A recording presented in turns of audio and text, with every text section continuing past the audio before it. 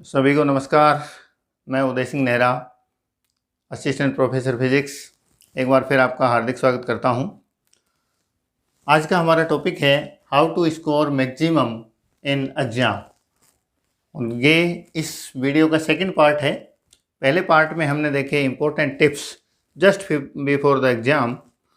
इसमें हम देखेंगे important tips during the exam. परीक्षा के दौरान हम वो कौन सी सावधानियां रखें, कौन सी स्मार्टनेस अपनाएं ताकि हम अपना बेस्ट दे सकें, मैक्सिमम स्कोर कर सकें। आइए देखते हैं। First point is read each question with alertness. आजकल कंपटीशन का जो लेवल है वो काफ़ी हाई हो चला है और दिन दिन इसमें और नई ऊंचाइयां आ रही हैं। डायरेक्ट क्वेश्चन अब नहीं आते हर क्वेश्चन में, और फिजिक्स जैसे सब्जेक्ट में जहाँ क्वेश्चन को घुमाने में, क्वेश्चन को अलग अलग तरीके से फ्रेम करने में बहुत मार्जिन होता है, बहुत रूम होता है, वहाँ हमें बहुत ध्यान रखना चाहिए इस बात का कि क्वेश्चन क्या है। तो आप जब भी क्वेश्चन को पढ़ें बड़े ठंडे दिमाग से और अलर्टनेस के साथ पढ़ें। क्वेश्चन में इस तरह की चीज़ें आ जाती हैं कि निम्न में से कौन सा सुचालक नहीं है, ये एक एग्जाम्पल हुआ। इसी तरीके से जो भी है उसके अंदर कुछ ना कुछ एक ऐसा कीवर्ड जोड़ दिया जाता है, और यदि वो कीवर्ड हमसे छूट जाए तो क्वेश्चन का मीनिंग ही चेंज हो जाता है, हम उसे दूसरे तरीके से पढ़ जाते हैं और आंसर गलत देते हैं। तो इस चीज़ का ध्यान रखें। RPSC exams are standard exams. There is less time in exam but it is sufficient. ये बड़ी दिक्कत हमारे साथ होती है कि एग्ज़ाम में हम बड़े हड़बड़ी में रहते हैं। हम ये सोचते हैं, खास करके फिजिक्स जैसे सब्जेक्ट में जिसमें यदि न्यूमेरिकल पोर्शन थोड़ा सा ज़्यादा आ जाए तो हमें ये लगता है कि टाइम बेहद कम है और हम बहुत जल्दबाजी में पेपर को करना चाहते हैं। RPSC के जो एग्ज़ाम हैं वो स्टैंडर्ड एग्ज़ाम होते हैं। क्वेश्चंस को टाइम कम मिलता है, 1-1.5 मिनट, 1 मिनट लगभग क्वेश्चन को टाइम मिलता है, लेकिन वो टाइम सफिशिएंट है। पेपर इसी हिसाब से सेट किया जाता है। और यदि टाइम कम पड़ता है तो वो आपके अकेले के लिए थोड़ी है, वो तो सबके लिए ही कम पड़ेगा। तो बिना काम की हड़बड़ी से बचें, प्रत्येक क्वेश्चन को बहुत अच्छे से पढ़ें, और केवल क्वेश्चन ही नहीं, उसके जो ऑप्शन हैं प्रत्येक ऑप्शन को बड़े अच्छे से पढ़ें। कई बार होता ये है कि हम क्वेश्चन पढ़ते हैं और उससे संबंधित पहला ऑप्शन पढ़ते ही हमारा दिमाग क्लिक करता है कि हाँ ये ठीक है, जबकि क्वेश्चन इतने गहरे होते हैं और फिजिक्स में क्वेश्चन को कितनी भी गहराई से बनाया जा सकता है। तो हम चारों ऑप्शन पढ़ें। बहुत बार ऐसा होता है कि हम क्वेश्चन पढ़ते हैं, पहला ही ऑप्शन हमें सही लगता है, हम उसे टिक कर देते हैं, और बाद में आके देखते हैं तो पता चलता है कि बाकी 2 ऑप्शन भी सही थे और लास्ट में दिया हुआ था ऑल ऑफ द एबव, उपरोक्त सभी। और बाद में बड़ी समस्या होती है, बड़ी दिक्कत होती है, और केवल पछताने के अलावा हम फिर कुछ नहीं कर सकते। तो बिना काम की हड़बड़ी में ना रहें, अच्छे से क्वेश्चन को पढ़ें, अच्छे से उसके सारे ऑप्शन पढ़ें और उसके बाद आंसर दें। Do the question in first go और मूव फॉरवर्ड। ये बड़ी इंपॉर्टेंट चीज़ होती है। पहला राउंड जब हम ले रहे हैं तो क्वेश्चन को पहली बार में पढ़ें, अलर्टनेस के साथ पढ़ें और ऑप्शन देखें। यदि आपको आ रहा है तो उसे करें, अन्यथा उसमें ज़्यादा उलझे नहीं। इससे बहुत बड़ा नुकसान होता है। इससे नुकसान ये होता है कि हम उस क्वेश्चन में उलझ जाते हैं, क्वेश्चन हमसे नहीं हो रहा है, हम सोचते हैं कि हम उसे कर लेंगे, टाइम भी ख़राब हो जाता है, वो क्वेश्चन हो नहीं पाता, और बाद में हमारा माइंडसेट बदल जाता है। दिमाग की जो कामनेस है, जो माइंड की कामनेस है, कूलनेस है, वो चली जाती है और उसका इफ़ेक्ट आगे वाले क्वेश्चंस पे भी पड़ता है।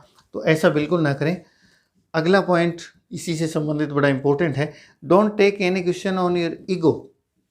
एग्जाम है, वहाँ अपने ईगो को थोड़ा साइड में रखें और क्वेश्चन को देख के ये ना सोचें कि मुझे ये क्वेश्चन नहीं आ रहा। हो सकता है उस समय आप उस कॉन्सेप्ट को नहीं समझ पा रहे। यदि एक क्वेश्चन नहीं बन रहा है, कोई न्यूमेरिकल आपसे हो नहीं रहा है, उसको छोड़ के आगे बढ़ जाइए और सेकंड राउंड में आइए और बाद में उसे देखिए। इतने सारे और क्वेश्चन करने के बाद ये बहुत संभावना है कि आपको दूसरे राउंड में वो क्वेश्चन समझ में आ जाएगा, उसके अंदर का जो कॉन्सेप्ट है वो आप पकड़ जाएँ और वो सही हो जाए।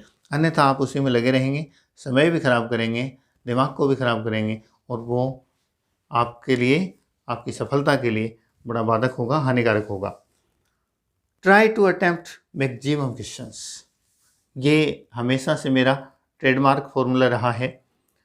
बहुत सारे लोग और बहुत सारे कोचिंग इंस्टीट्यूट हैं, वो भी भ्रमित करते हैं विद्यार्थियों को, कैंडिडेट्स को, कि वो केवल वो ही क्वेश्चन करें जो उनको सही सही आते हैं।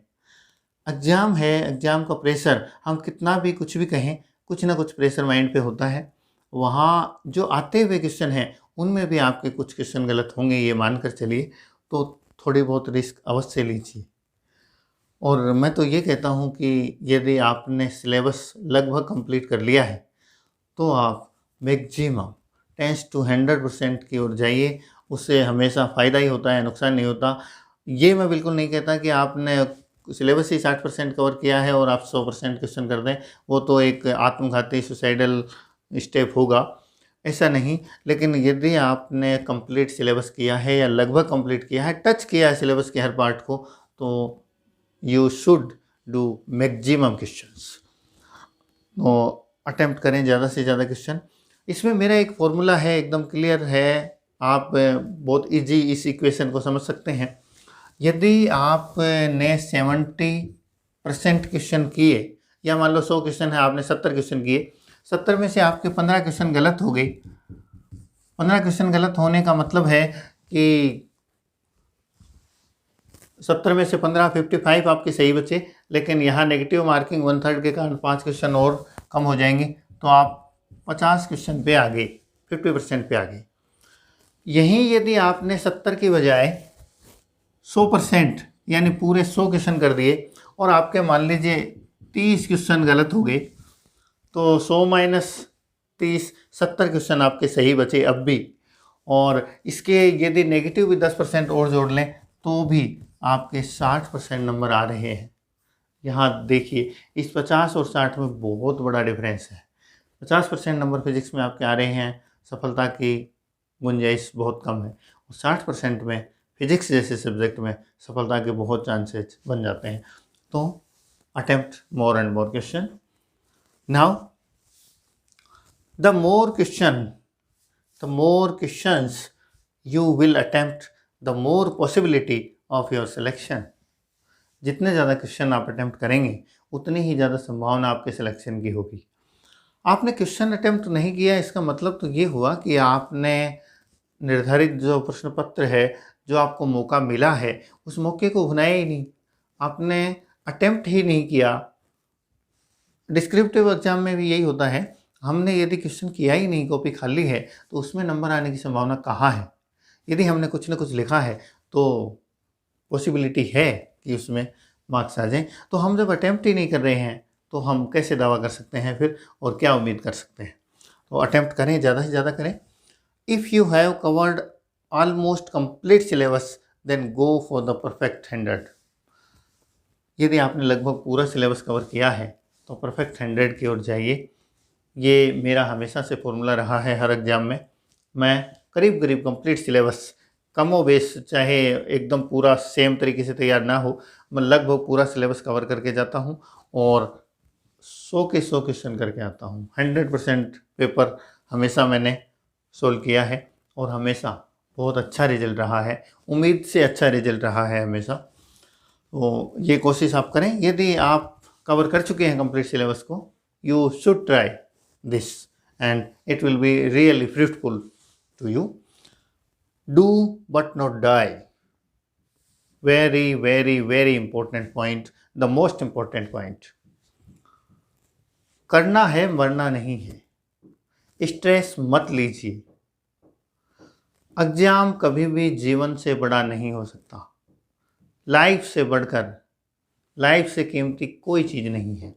आपने बहुत अच्छी तैयारी की है, कूल एंड काम माइंड से अपना बेस्ट देने की कोशिश करिए। अपने आप को पेपर के ऊपर अपने दिमाग को अप्लाई कीजिए, बहुत अच्छा होगा। लेकिन ये भी सोच के रखिए कि ये एग्ज़ाम आपकी ज़िंदगी का अंतिम एग्ज़ाम नहीं है।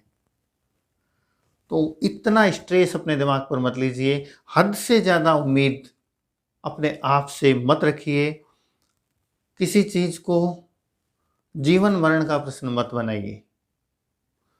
एग्ज़ाम होते रहेंगे, चांस और भी आएँगे और ऐसा करके आप अच्छा रिज़ल्ट नहीं पाएँगे, बल्कि आप अपना बेस्ट भी नहीं दे पाएँगे। आप अपना नॉर्मल रहकर जो आप अपना बेस्ट दे सकते हैं, वो आप बिल्कुल भी नहीं दे पाएँगे। स्ट्रेस के बहुत बड़े साइड इफ़ेक्ट होते हैं और आप पेपर को अच्छे से डील नहीं कर पाएँगे। तो इस बात को अच्छे से ध्यान रखें, डू बट नॉट डाई।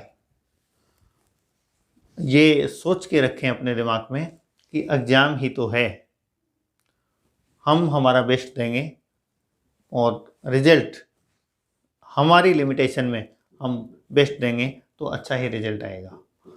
तो इस तरह का दिमाग में बिल्कुल मत सोचिए कि इस एग्ज़ाम में यदि सिलेक्शन नहीं हुआ तो मैं लुट जाऊँगा, बर्बाद हो जाऊँगा, ज़िंदगी में कुछ नहीं बचेगा। ज़िंदगी में बहुत कुछ बचेगा, बहुत चांस मिलेंगे और जो होता है वो अच्छे के लिए होता है। बहुत बार ऐसा हुआ है, मेरे खुद के साथ ऐसा हुआ था कि पहला जो पीटीटी एग्ज़ाम मैंने दिया था, उसमें मैं केवल 1 अंक से रह गया था और उसको उस समय मुझे बड़ा बुरा लगा, बड़ा डिप्रेशन हुआ, दिक्कत हुई। लेकिन लॉन्ग टर्म में बाद में पता चला कि यदि उस समय उस पीटीटी में हो जाता तो आज मैं जहाँ हूँ वहाँ शायद मैं नहीं होता। एमएससी नहीं हो पाती, एमएससी रेगुलर होती है और जिस पोस्ट पे आज मैं हूँ नहीं होता और जीवन की पता नहीं और ही कोई दूसरी दिशा होती। तो जो होता है वो अच्छे के लिए होता है। Do your best, God will do the rest. Don't take any stress, trust only on your self. अपने आप पर भरोसा रखें। इस बात का ये भी अर्थ है कि एग्ज़ाम हॉल में अपने आप पर भरोसा रखें, इधर उधर ताकने झांकने की कोशिश न करें। अपने आप को स्थिर बनाए रखते हुए, अपने माइंड को स्थिर बनाए रखते हुए, अपने आप पे भरोसा रखते हुए अच्छे से सोच के अपना क्वेश्चन पेपर करते जाइए। इधर उधर लोगों को पूछने के चक्कर में या कुछ नाजायज़ फ़ायदा उठाने के चक्कर में नुकसान होता है, फ़ायदा बिल्कुल भी नहीं होता। Never attempt any unfair means it can be suicidal. बहुत काम की बात है, कई बार हम लोगों के बहकावे में आके या किसी भी प्रकार से कुछ लोग गलत रास्ता चुन लेते हैं, उस समय वो सही फैसला नहीं कर पाते, कुछ गलत अनुचित साधनों का प्रयोग कर लेते हैं। ऐसा बिल्कुल भी मत सोचना, ये बेहद खतरनाक हो सकता है और इससे आपके कैरियर पर विराम लग सकता है, बहुत बड़ी दिक्कत पैदा हो सकती है। ईमानदारी की कमाई ही चाहिए हमें और ईमानदारी से आप अपने आप को बैलेंस रखते हुए, कूल एंड काम रखते हुए सफलता प्राप्त करेंगे। वो सफलता जीवन में काम आएगी और निश्चित रूप से आपको सफलता मिलेगी। इन चीज़ों की तरफ गौर भी नहीं करिएगा, इससे उल्टा नुकसान होगा। न तो आप तैयारी कर पाएंगे और न ही आपका माइंड है वो बैलेंस्ड रह पाएगा और आपकी तैयारी व्यवस्थित नहीं रह पाएगी। इन चीज़ों में कोई दम नहीं होता। ये वो लोग, कायर लोग, डरपोक लोग जो तैयारी करने से दूर भागने वाले लोग हैं, वो इन चीज़ों की सलाह देते हैं या इनके पीछे भागते हैं। इनमें कोई दम नहीं है। हमें हमारे स्ट्रॉन्ग पॉइंट को ही स्ट्रॉन्ग करना है। अच्छे से तैयारी करिए, कूल एंड काम माइंड से एग्ज़ाम में जाइए। You will be the successful. Revise your paper at last. It will definitely increase your score. ये ज़रूर कोशिश करें, इतनी स्पीड बनाए रखें, लास्ट में आपके पास 5-10 मिनट का समय या 15 मिनट का समय ज़रूर बचे ताकि आप पूरे पेपर को एक बार फिर से रिवाइज कर पाएँ। वरना ऐसे होता है कि बहुत बार उस हड़बड़ी में, जल्दबाजी में हमारे क्वेश्चन छूट जाते हैं या गलती हो जाती है। इसमें हालांकि जो हमने कर दिया उसको तो ठीक करने की गुंजाइश नहीं होती, कटिंग हो नहीं सकती ओएमआर में, लेकिन जो क्वेश्चन रह गए हैं उनको हम समझ के दोबारा कर सकते हैं। बहुत बार ऐसा होता है, मेरे साथ 1-2 बार ऐसा हुआ कि जो फर्स्ट ग्रेड का एग्ज़ाम था उसमें बिल्कुल इजी क्वेश्चन, एकदम ट्रेडमार्क क्वेश्चन, बोर मैग्नेट्रॉन की वैल्यू पूछी थी और 4 ऑप्शन दे रखे थे, बोर मैग्नेट्रॉन की वैल्यू उसमें दे रखी थी। अब इससे आसान क्वेश्चन हो नहीं सकता फिजिक्स में, लेकिन वो क्वेश्चन बिल्कुल एक लाइन में था, बोर मैग्नेट्रॉन की वैल्यू क्या है और उसके नीचे 4 ऑप्शन दे रखे थे। बाकी क्वेश्चन काफ़ी बड़े-बड़े थे और एग्ज़ाम स्ट्रेस और पता नहीं उस जल्दबाजी में मैं उस क्वेश्चन को देख ही नहीं पाया, वो क्वेश्चन ही रह गया। उस एग्ज़ाम में हालाँकि मुझे ओवरऑल 11वीं रैंक प्राप्त हुई, लेकिन बड़ा अफ़सोस हुआ उसके बाद कि 2 अंक का वो क्वेश्चन बिल्कुल जो बहुत पहले से जो पढ़ते थे उसी समय से याद किया हुआ और वो रह गया एग्ज़ाम में। तो ये बहुत इम्पोर्टेंट है कि लास्ट में समय बचाकर आप एक बार पूरे पेपर को ज़रूर रिवाइज़ करें और देखें कि कोई क्वेश्चन बच तो नहीं गया है, या जो क्वेश्चन आप छोड़ रहे हो उनमें से कोई क्वेश्चन ऐसा तो नहीं है जिसको आप कर सकते हैं। It will definitely increase your score. So these are good steps, good tips. You can follow them and it will be benefited to you. It will be fruitful to all of you. All the best, guys. All the best to all of you. Thank you. Thanks.